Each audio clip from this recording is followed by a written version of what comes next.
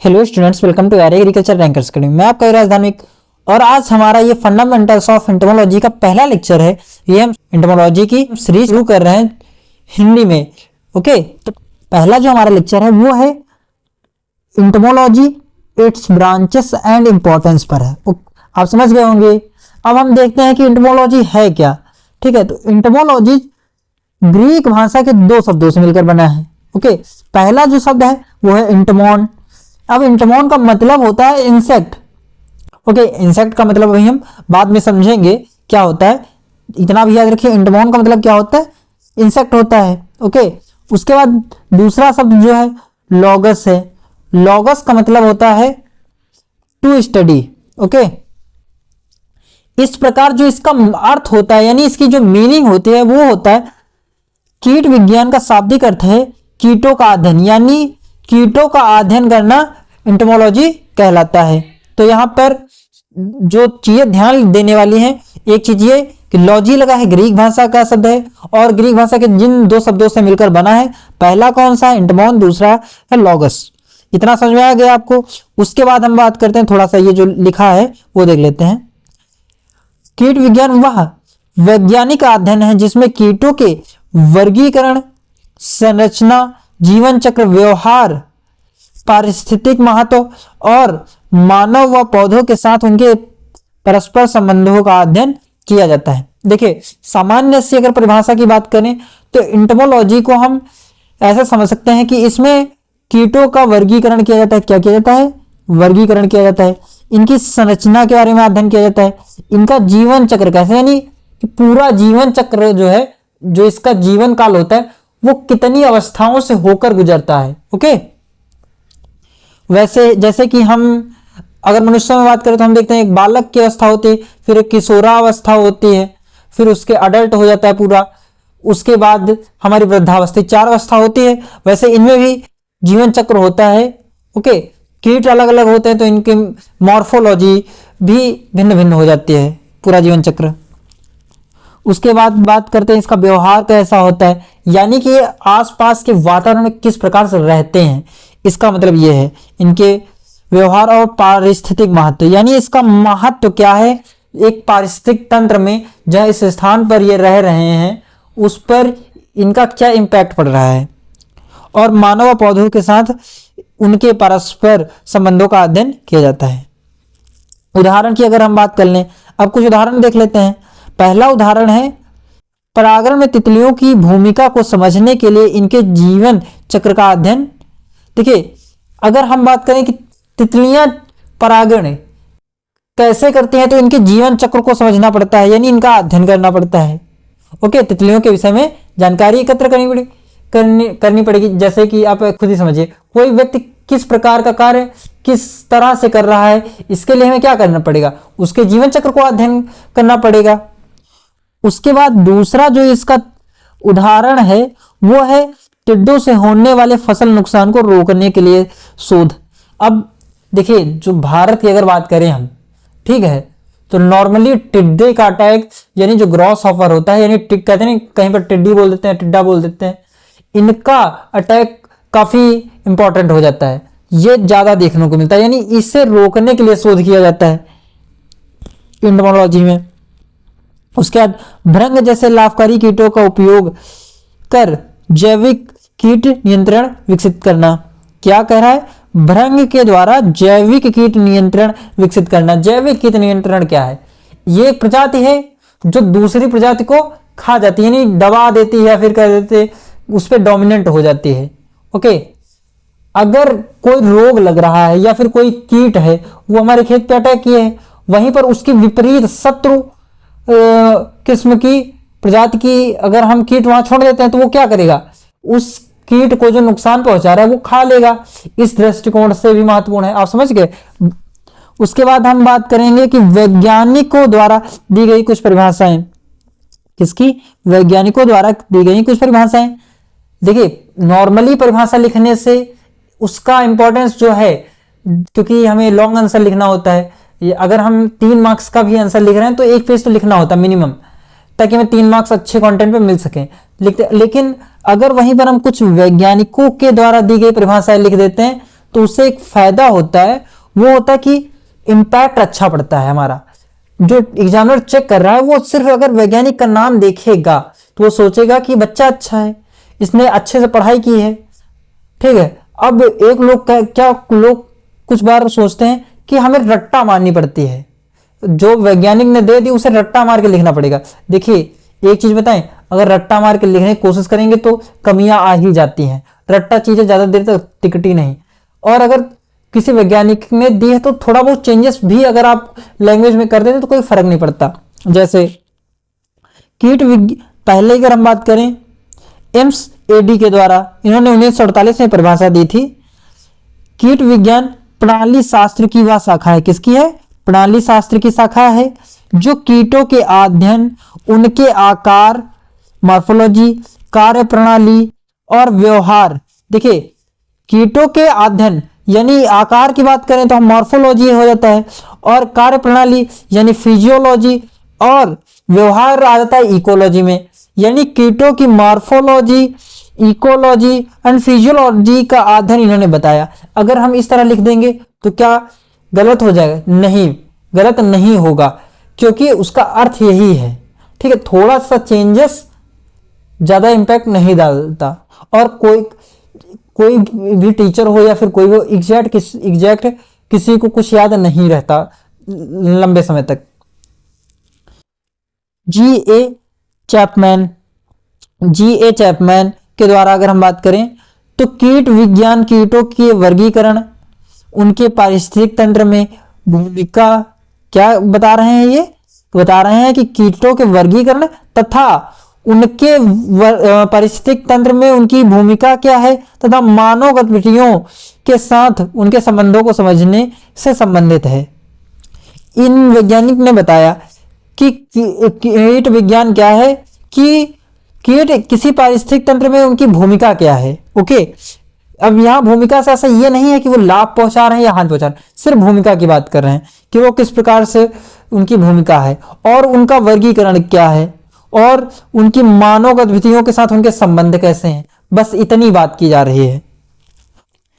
अब हम बात करेंगे इंसेक्ट की। इंसेक्ट क्या होता है? तो इंसेक्ट शब्द की जो उत्पत्ति है वो लैटिन भाषा से हुई है, इंसेक्टम। ओके, किससे हुई? लैटिन भाषा के इंसेक्टम से। इंसेक्टम का अर्थ होता है कटा हुआ, यानी इनटू कट इनटू। देखिए अब एक चीज समझिए कि इंसेक्ट जो होता है वो सेगमेंटेड बॉडी होती है इसकी, यानी खंडों में कटी हुई बॉडी होती है। जैसे अब हम अपने लोगों की अगर बात करें तो हम लोग देखते हैं कि हमारे शरीर में कट्स नहीं होते, देखते हैं ना कि हमारा कोई भी भाग कटा हुआ नहीं है। इंसेक्ट्स की बॉडी जो होती है वो कटी हुई होती है। अब इंसेक्ट की बॉडी कितने भागों में कटी हुई होती है? तो भैया वो सिर्फ 3 भागों में कटी हुई होती है, ठीक है। तो ये पहले ये ऊपर वाली लाइन पढ़ते हैं। इन शब्दों का उपयोग कीटों के शरीर के खंडित यानी सेगमेंटेड होने के कारण कीटों का शरीर मुख्य रूप से 3 भागों में, बात वही है जो मैंने बताई थी कि कीटों का शरीर कितने भागों में सेगमेंटेड यानी खंडित है, तो 3 भागों में है। पहला कौन सा है? पहला सिर है, उसके बाद आता है थोरैक्स यानी वक्ष, उदर। जैसे ये कोई है कीट तो ये वाला भाग जो उसका है हेड है, उसके बाद ठीक यहाँ वाला ऐसे एक भाग आएगा, ये है उदर। हालांकि मैं सही से अभी एक चित्र बना के दिखाऊंगा जब, तो आप ज़्यादा अच्छे समझ पाएंगे। आगे देखते हैं।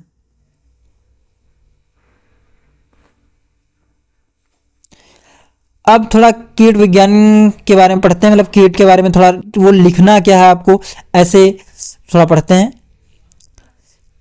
कीट छोटे आकशेरुकीय प्राणी हैं जो इंसेक्टा वर्ग से संबंधित होते हैं। किस सब वर्ग से संबंधित हैं अगर पूछे तो आप इंसेक्टा क्लास। देखिए ये बात कई बार पूछ ली जाती है कि इंसेक्ट किस क्लास में आते हैं, तो वो आपको याद रखना पड़ेगा, इंसेक्टा में आते हैं ये।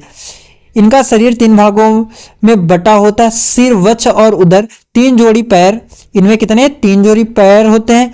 संयुक्त आंखें यानी कंपाउंड आइज यानी अक्सर 2 जोड़ी पंख होते हैं। देखिए एक चीज मैं और बता देता हूं आपको, इंसेक्ट में एक छोटी सी ऐसी डेफिनेशन बता देता हूँ जिससे इंपैक्ट बहुत अच्छा पड़ता है, उससे आप लिखेंगे तो अच्छा प्रभाव पड़ेगा टीचर। हु हैज, इंसेक्ट क्या है, who has three pairs of leg and 2 pairs of wings, उसे क्या कहेंगे हम, इच कार्ड इंसेक्ट। अब हिंदी में बात करें तो हिंदी में कहा जाता है वह जीव जो कि 3 जोड़ी पैर तथा 2 जोड़ी पंख को धारण करता है या रखता है, उसे कीट कहा जाता है। यह इसकी स्पेसिफिक डिफिनेशन है। अब बात कर लेते हैं इंसेक्ट के एग्जाम्पल की, कि भाई इस इंसेक्ट के एग्जाम्पल हमारे आसपास कौन कौन से हैं। तो मैं बताता हूं, जैसे कि बटरफ्लाई यानी तितली, तितली जो है ये भी क्या है, हमारी इंसेक्ट है। उसके बाद चींटी देखते हैं, ये भी हमारी इंसेक्ट ही है। उसके बाद ग्रॉस ऑफर, टिड्डी, ये भी इंसेक्ट है जो हमें देखने को मिलता है खेतों में। उसके बाद बात करेंगे पेस्ट की, कि पेस्ट क्या होते हैं। देखिए पेस्ट मैं अपने शब्दों में बता दूं तुम्हें सबसे अच्छे से याद रहेगा कि पेस्ट वो चीज होती है जो कोई भी चीज क्रॉप को किसी ना किसी प्रकार से क्षति पहुंचाए। अब यहां पर क्रॉप का मतलब है फसल से भी है और अनाज से भी है। क्या मतलब है, क्रॉप अगर खेत में फसल के रूप में है तब भी अगर कोई वस्तु उसे पहुंचा रही है क्षति, तब भी उसे हम क्या कहेंगे, पेस्ट कहेंगे। और घर आ गई, उसके बाद अगर भी कोई वस्तु क्या, कोई सजीव प्राणी ही होगा जो क्षति पहुंचाएगा, वो अगर क्षति पहुंचा रहा है तो उसे हम पेस्ट कह देंगे। अगर हम एक सर्कल के माध्यम से अगर देखना चाहें तो ऐसे समझ सकते हैं, ये पेस्ट है, क्या है, ये जो है ये पेस्ट है, सॉरी ये क्या है, पेस्ट है। ओके, इसी का एक छोटा सा भाग होते हैं इंसेक्ट। क्या होते हैं, इंसेक्ट। इंसेक्ट यानी कि इंसेक्ट जो है वो पेस्ट में आ जाते हैं। ओके, इसलिए हम ये भी कह सकते हैं कि सभी इंसेक्ट पेस्ट होते हैं, लेकिन सभी पेस्ट इंसेक्ट नहीं होते हैं। ये चीज आपको याद रखनी पड़ेगी और ये इंपॉर्टेंट है। अब इसके एग्जाम्पल की बात करेंगे हम तो वो है लोकस यानी टिड्डी दल यानी डैमेजिंग क्रॉप यानी लोकस्ट, ये बहुत सारी चीजें हैं। या ह्यूमन है, भेड़ भैंसे हैं और गाय भैंसे हो गई, चिड़िया हो गई, ये सभी क्या है, किसी ना किसी प्रकार से क्षति पहुंचाते हैं क्रॉप को, तो ये सब पेस्ट में ही आ जाते हैं। चूहा हो गया। आगे बढ़ने से पहले आपसे निवेदन है कि आप हमारे चैनल को सब्सक्राइब कर लीजिए और एक कमेंट जरूर करिएगा, लाइक और कमेंट करिएगा, क्योंकि कमेंट करने से क्या होता है कि जो यूट्यूब होता है उसे लगता है कि ये अच्छा वीडियो है, क्योंकि हम लोग कोशिश करते हैं तो अच्छा अपनी तरफ से अच्छा ही बनाने के लिए। और अगर कोई कमी भी आप बताइएगा तो हम उसे इम्प्रूव करेंगे। ठीक है, आप शेयर करेंगे, कमेंट करने से रीच बढ़ जाएगी तो अदर लोगों को शेयर होगा। ओके, तो इस तरह मोटिवेशन बना रहता है, क्योंकि हिंदी में कंटेंट आप देखते हैं पहले ही बहुत कम है। हम लोगों ने सोच रखा है कि एंटोमोलॉजी पूरी कवर कराएंगे हम हिंदी में। ठीक, तो अगर आप सपोर्ट नहीं करेंगे तो मोटिवेशन डाउन हो जाएगा, फिर हम लोग पूरी कैसे कवर करा पाएंगे। तो प्लीज शेयर करिएगा दोस्तों के साथ। और एक चीज ध्यान करिए, कमेंट जरूर ध्यान से करिएगा। अब देखते हैं इसकी शाखाएं यानी कि इसकी ब्रांचेस। तो पहली जो ब्रांच आती है वो है कीट शरीर की संरचना। कीट शरीर की संरचना यानी मॉर्फोलॉजी। क्या है, मॉर्फोलॉजी। अगर मॉर्फोलॉजी कह रहा है, लॉजी आ रहा है, तो ये किस में आएगा, ये भैया ग्रीक भाषा है। अब मॉर्फोलॉजी यानी शरीर की, जैसे नाम से पता चल रहा है, ये किसका अध्ययन करेगी, शरीर की संरचना का अध्ययन करेगी, यानी कीटों की बाहरी एंड आंतरिक संरचना का अध्ययन करती है। जैसे उदाहरण के तौर पर बात करें, किन संरचनाओं का अध्ययन करते हैं, तो पंख का अध्ययन करती है, पैर का, एंटीना का, ऐसी संरचनाओं का अध्ययन करती है। और शरीर के अंदर भी बहुत सी संरचनाएं होती हैं, उनका अध्ययन भी इसी में आ जाता है।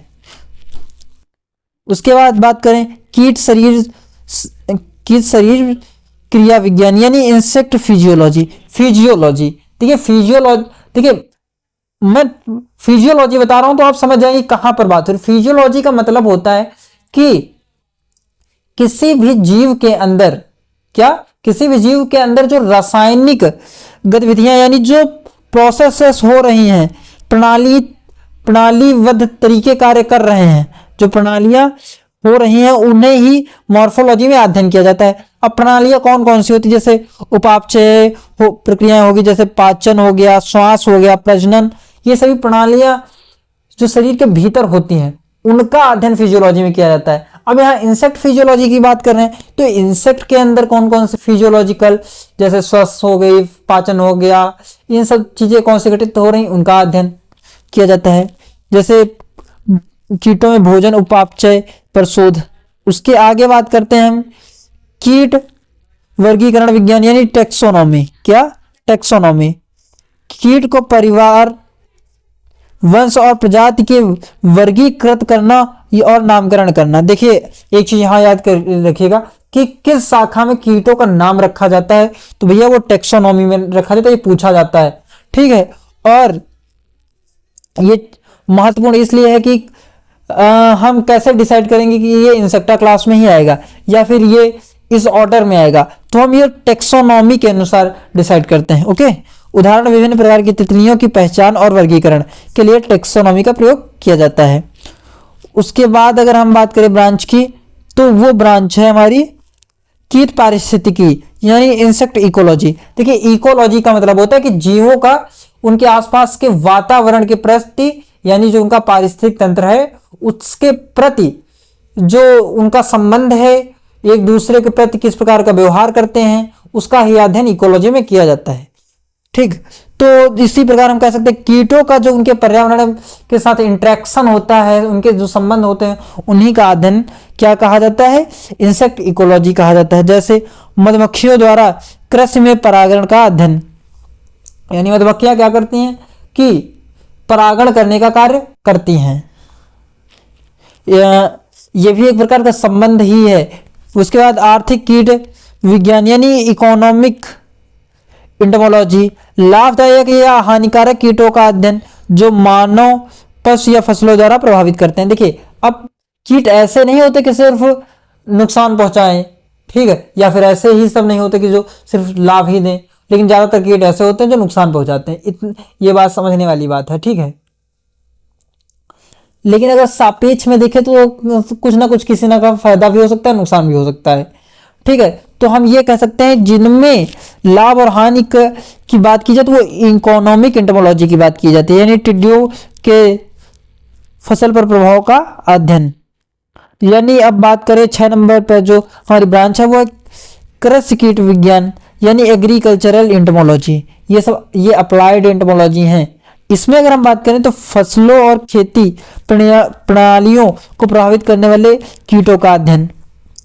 अब कहेंगे भैया कि आपने अभी थोड़ी देर पहले एक टर्म यूज किया अप्लाइड एंटोमोलॉजी। अप्लाइड एंटोमोलॉजी इसलिए यूज किया मैंने कि एंटोमोलॉजी एक मुख्य शाखा है। क्या है? मुख्य शाखा है। लेकिन जब हम इसका एग्रीकल्चर में यूज करते हैं, किसमें? एग्रीकल्चर में यूज कर रहे हैं, तो इसे हम एग्रीकल्चर एंटोमोलॉजी बोल देते हैं। इसलिए ये क्या है? इसकी अप्लाइड एंटोमोलॉजी है में आ जाती है। अब आगे देखते हैं हम इसमें अगर उदाहरण की बात कर लें एग्रीकल्चर एंटोमोलॉजी यानी गेहूं और धान की फसलों में जो कीट प्रबंधन होता है ये आ जाता है इसमें। हम लोगों को इस सेमेस्टर में अगले सेमेस्टर में जो पढ़ेंगे IPM वो एग्रीकल्चर एंटोमोलॉजी के दृष्टिकोण से पढ़ेंगे। इसके बाद आता है चिकित्सा और पशु कीट विज्ञान यानी मेडिकल एंड वेटनरी एंटोमोलॉजी। ऐसे कीटों का अध्ययन जो मानव और पशुओं के रोगों में रोग फैलाते हैं।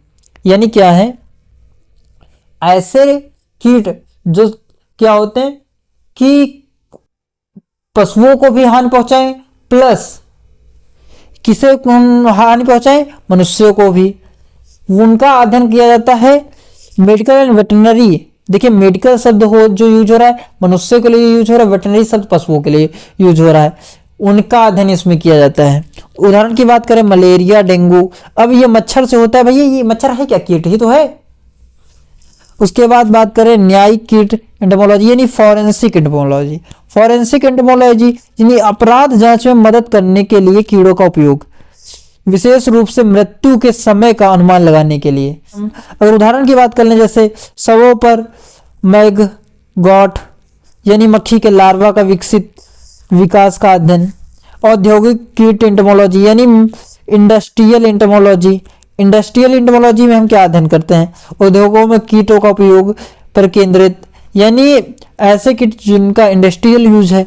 अब इंडस्ट्रियल यूज किनका होता है? जैसे कि हमने सेरीकल्चर की बात कर लें, रेशम उत्पादन, शहद उत्पादन, ये सब क्या है? एपीकल्चर, ये इंडस्ट्रियल ही तो हैं। उसके बाद बात करेंगे वन कीट विज्ञान यानी फॉरेस्ट एंटोमोलॉजी। फॉरेस्ट एंटोमोलॉजी क्या होता है? जो जंगलों के पेड़ों और उत्पादों को प्रभावित करने वाले कीटों का अध्ययन किया जाता है इसमें। उदाहरण के लिए पाइन के पेड़ों को नुकसान पहुंचाने वाले कीट वाले छाल भृंग का अध्ययन। उदाहरण किसका लिया गया? छाल भृंग का लिया गया है, पेड़ों में जो हानि पहुंचाता है। ओके,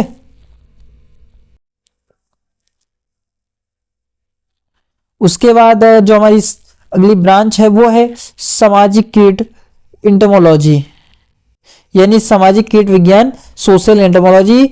इसमें जो चींटी, मधुमक्खी, दीमक जैसे सामाजिक व्यवहार वाले कीटों का अध्ययन शामिल है। अब कहेंगे भैया सामाजिक, अब टिड्डा है, वो टिड्डा हम अपने आसपास देखते हैं? ज़्यादा नहीं देखते हैं। मधुमक्खी ज़्यादा देखने को मिलती है, चींटी हर दूसरे तीसरे दिन देखने को मिल जाती है। ओके, और दीमक भी देखने को मिल जाते हैं जहाँ पर कच्ची भूमि होती है। उदाहरण की बात कर लें, मधुमक्खियों के छत्ते की संरचना का अध्ययन। विकासात्मक कीट विज्ञान यानी इवोल्यूशनरी एंटोमोलॉजी। कीटों के विकास और उनके समय के साथ अनुकूलन का अध्ययन इसमें किया जाता है। क्या? कीटों के विकास और उनके समय के साथ अनुकूलन का अध्ययन। उदाहरण की बात करें तो कीटों के पंखों के विकास का अध्ययन इसमें किया जाता है। अगली जो ब्रांच है वो है कीट जैव रसायन यानी इंसेक्ट बायोकेमिस्ट्री। बायोकेमिस्ट्री से याद आया मुझे कि हम लोग बायोकेमिस्ट्री भी कवर करा है। मैंने कार्बोहाइड्रेट 7-8 लेक्चर में कम से कम 10 लेक्चर पढ़े होंगे, बिल्कुल डिटेल में कवर करा रखा है। आइसोमेरिज्म वगैरह बहुत अच्छे से सब कवर करा रखा है। तो हिंदी में कवर कराया, वो भी हिंदी इंग्लिश बोथ है, जहाँ तक मुझे भी याद नहीं, क्योंकि 1 साल पहले कवर कराया। तो जाकर देखिएगा, बहुत अच्छा लेक्चर मैंने लिया है। उसमें ग्लूकोज एक टॉपिक में आधा घंटा सब पे दिया है। जैसे ग्लूकोज पढ़ाया तो आधा घंटा ग्लूकोज पढ़ाया, ऐसे लेक्चर अपलोड कर रखे, प्लीज जाकर देखिएगा आप। इसमें बायोकेमिस्ट्री में क्या अध्ययन है? कीटों के अंदर होने वाली रासायनिक प्रक्रियाओं का अध्ययन किया जाता है। उदाहरण कीट फेरोमोन यानी सुगंधित रसायन का अध्ययन। देखिए आपने फेरोमोन ट्रैप सुना होगा। इसमें क्या किया जाता है? जैसे मान लीजिए मैंने फीमेल हार्मोन्स रख दिए एक ट्रैप में, तो उसके जो मेल होंगे उसकी सुगंध से वहां पर वो आ जाएंगे, ठीक है। और जब वो आएंगे तो वहां पर एक लेप लगा होगा या फिर कोई ट्रैप होगा जिसे वो उसमें प्रवेश कर जाएंगे और वो ट्रैप हो जाएंगे, यानी चिपक जाएंगे या फिर उसमें बंद हो जाएंगे। इस प्रकार इससे कीटों का नियंत्रण किया जाता है। उसके बाद बात करेंगे हम ऑब्जेक्टिव ऑफ एंटोमोलॉजी। किसकी बात करेंगे? ऑब्जेक्टिव ऑफ एंटोमोलॉजी की। तो पहला जो हमारा ऑब्जेक्टिव है कीट विज्ञान को समझना। पहली चीज तो यही होता है किसी चीज का अध्ययन करने का कि हम उस चीज को समझना चाहते हैं, यानी कीट की शारीरिक संरचना, कार्यप्रणाली और जीवन चक्र का अध्ययन इसका महत्वपूर्ण ऑब्जेक्टिव है, उद्देश्य है। दूसरा वर्गीकरण और पहचान।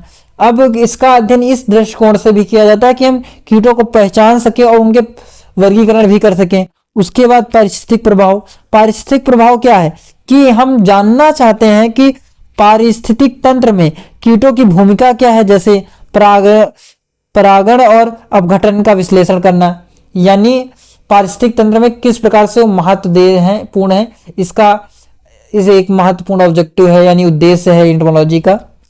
उसके बाद कृषि में लाभ।